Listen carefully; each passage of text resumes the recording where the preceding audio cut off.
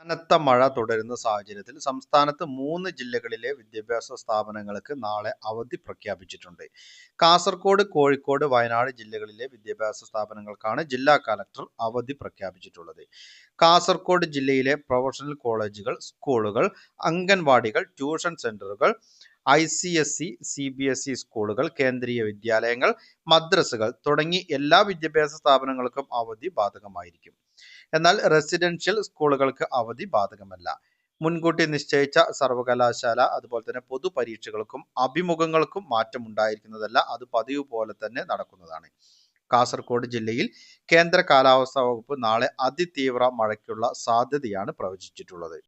കനത്ത മഴ തുടരുന്ന സാഹചര്യത്തിൽ അതീവ ജാഗ്രത പുലർത്തണമെന്നും അനാവശ്യ യാത്രകൾ ഒഴിവാക്കണമെന്നും കലക്ടർമാർ നിർദ്ദേശിച്ചിട്ടുണ്ട്. അതേസമയം നാളെ 5 ജില്ലകളിൽ കേന്ദ്ര കാലാവസ്ഥാ വകുപ്പ് റെഡ് അലർട്ട് പ്രഖ്യാപിച്ചിട്ടുണ്ട്. മലപ്പുറം, കോഴിക്കോട്, വയനാട്, കണ്ണൂർ, കാസർഗോഡ് ജില്ലകളിലാണ് ശനിയാഴ്ച റെഡ് അലർട്ട് പ്രഖ്യാപിച്ചിട്ടുള്ളത്.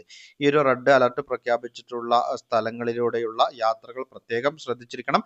അതിതീവ്ര മഴ വരും എന്നുള്ള പ്രവചനത്തിന്റെ അടിസ്ഥാനത്തിലാണ് ഈ ഒരു റെഡ് അലർട്ട് പ്രഖ്യാപിച്ചിരിക്കുന്നത്. ഉരുൾപൊട്ടൽ, മണ്ണിടിച്ചിൽ, മലവെള്ളപ്പാച്ചിൽ സാധ്യതയുള്ള പ്രദേശങ്ങളിൽ താമസിക്കുന്നവർ അധികൃതരുടെ നിർദ്ദേശാനുസരണം സുരക്ഷിതമായ സ്ഥലങ്ങളിലേക്ക് മാറി താമസിക്കാൻ പ്രത്യേകമായി തന്നെ ശ്രദ്ധിക്കണം.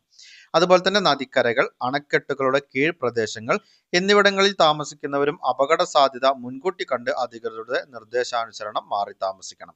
ദുരന്ത സാധ്യതാ പ്രദേശങ്ങളിൽ താമസിക്കുന്നവർ നിർബന്ധമായും തങ്ങളുടെ പ്രദേശത്ത് ക്യാമ്പുകൾ തുറന്ന് പ്രവർത്തിക്കുന്നുണ്ട് എന്ന് ഉറപ്പാക്കണം. അതുപോലെ തന്നെ പകൽ സമയത്ത് തന്നെ അങ്ങോട്ട് മാറി താമസിക്കുവാനും ശ്രദ്ധിക്കണം.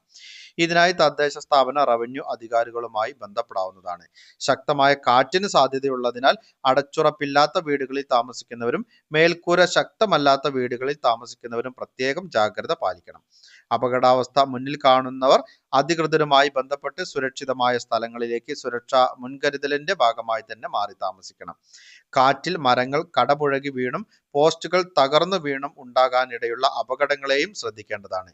സംസ്ഥാന ദുരന്ത നിവാരണ അതോറിറ്റി പുറപ്പെടുവിച്ച ശക്തമായ കാറ്റിൽ സ്വീകരിക്കേണ്ട മുൻകരുതൽ നടപടികൾ www.sdma.kerala.government.in വിൻഡ് വാർണിംഗ് എന്ന ലിങ്കിൽ കാര്യങ്ങൾ ലഭ്യമാണ്. ശക്തമായ മഴ പെയ്യുന്ന സാഹചര്യത്തിൽ ഒരു കാരണവശാലും നദികൾ മുറിച്ചു കടക്കാനോ നദികളിലോ മറ്റ് ജലാശയങ്ങളിലോ കുളിക്കാനോ മീൻ പിടിക്കാനോ മറ്റു ആവശ്യങ്ങൾക്കോ ഇറങ്ങാൻ പാടുള്ളതല്ല. ജലാശയങ്ങൾക്ക് മുകളിലെ മേൽപ്പാലങ്ങളിൽ കയറി കാഴ്ച കാണുകയോ സെൽഫി എടുക്കുകയോ കൂട്ടം കൂടി നിൽക്കുകയോ ചെയ്യാൻ പാടുള്ളതല്ല. മഴ ശക്തമാകുന്ന അവസരങ്ങളിൽ അത്യാവശ്യമല്ലാത്ത യാത്രകൾ പൂർണ്ണമായും ഒഴിവാക്കണം.